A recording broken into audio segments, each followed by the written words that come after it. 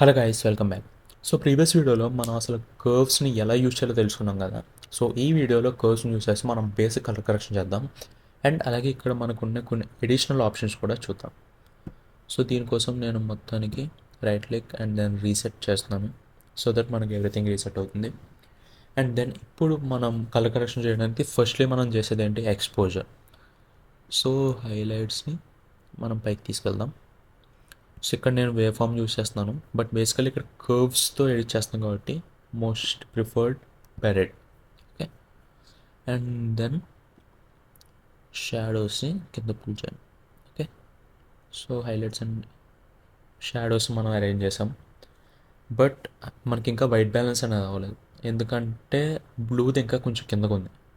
So red and గ్రీన్తో పోలిస్తే blue కిందకు ఉంది కాబట్టి, సో ఇప్పుడు నేను ఏం చేస్తానంటే బ్లూ మాత్రం సెలెక్ట్ చేసి, సో దీని యొక్క హైలైట్స్ అనేవి కొంచెం పెంచుతాం, సో దట్ అది రెడ్ అండ్ గ్రీన్కి మ్యాచ్ అవుతుంది. ఓకే, సో ఈ విధంగా మనం వైట్ బ్యాలెన్స్ కూడా సెట్ చేసాం. అండ్ దెన్ ఇప్పుడు నేను మిడ్ టోన్స్ని చేంజ్ చేయాలనుకుంటున్నా. సో ఏం చేస్తానంటే, సో మళ్ళీ ఇవన్నీ లింక్ చేసి, సో దీనికి మధ్యలో ఒక పాయింట్ పెట్టి, సో ఓన్లీ మిడ్ టోన్స్ మాత్రం నేను పైకి పుష్ చేస్తాను, ఆర్ఎల్స్ కింద తీసుకెళ్తాను. కానీ గైస్ ఇలా చేస్తే మనకి మనం బ్లూ కర్వ్ ఏదైతే ఎడిట్ చేసామో సో అది కంప్లీట్గా మళ్ళీ ఇందులోకి మర్జ్ అయిపోతుంది. ఓకే, సో ఇప్పుడు మనం చేయాల్సింది ఏంటంటే ఇవి లింక్ చేయకుండా దేనికి దానికి ఇండివిజువల్గా ఎడిట్ చేసుకోవచ్చు. అండ్ అలాగే సో నేను ఇక్కడ ఏం చేస్తానంటే, మనం ఇక్కడ ఉన్న డిఫరెంట్ ఆప్షన్స్ కూడా చూడాలి కాబట్టి, సో నేనేం చేస్తానంటే ఓన్లీ ఇది మాత్రం సెలెక్ట్ చేసుకుని, సో ఇక్కడ కొన్ని పాయింట్స్ వేసుకుంటాను, ఆర్ఎల్స్ దీన్ని కంప్లీట్గా రీసెట్ చేస్తాను. ఓకే, అండ్ దెన్ సో ఇక్కడ నేను సమ్ పాయింట్స్ వేస్తాను, సో దీని పైకి తీసుకెళ్తాను, అండ్ దెన్ సో దీని కింద తీసుకొస్తా, అండ్ ఈవెన్ మధ్యలో ఇంకో పాయింట్ వేసి సో ఈ విధంగా చేస్తాను. ఓకే, సో ఇప్పుడు నేను ఈ కర్వ్ ఏదైతే తీసుకొచ్చానో, సో ఇప్పుడు ఇదే కర్వ్ నేను మిగతా కలర్స్ కూడా అప్లై చేయాలనుకుంటున్నాను.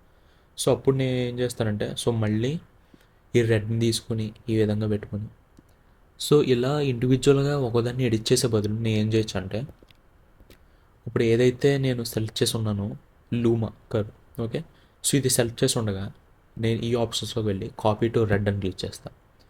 సో ఇక్కడ మీకు రెడ్ మాయమైపోయిందని అనుకోకండి, రెడ్ మనకు ఇప్పుడు వైతో పాటు కలిసిపోయింది.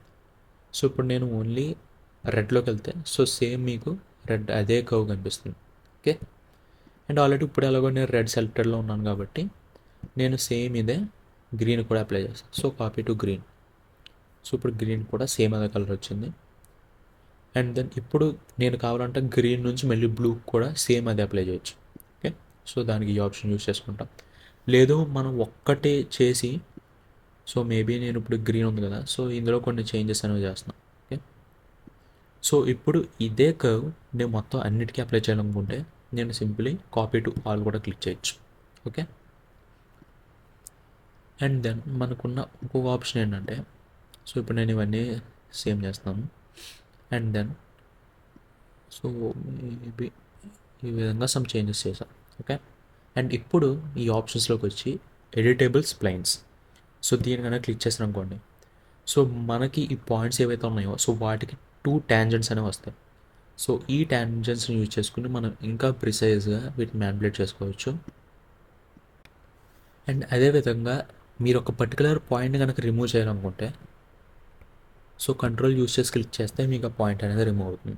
ఓకే, ఆర్ఎల్స్ మీరు డబుల్ క్లిక్ చేసినా కూడా మీకు ఆ పాయింట్ అనేది రిమూవ్ అవుతుంది. అండ్ దెన్ మళ్ళీ రీసెట్.